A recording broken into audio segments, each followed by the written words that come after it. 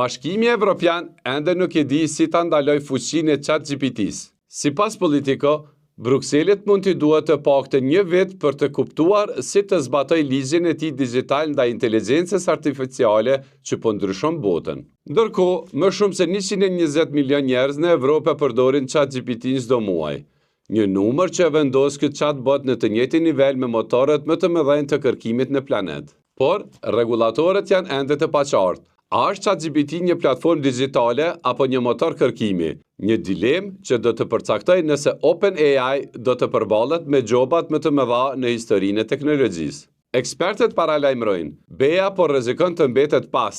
Ligjet janë shkruar për një epokë para inteligjencës artificiale, ndërsa realiteti ka ndryshuar. Tani, OpenAI duhet të tregojë se si do të mbrojë përdoruesit nga dezinformimi, ndikimin në zgjedhje dhe rreziqet për shëndetin publik. Dështimi mund të kushtoj deri në 6% të xhirove globale. Vendimi pritet në mes të vitit 2026. Deri atëherë, betejë mes rregullit dhe inteligjencës artificiale sapo ka filluar.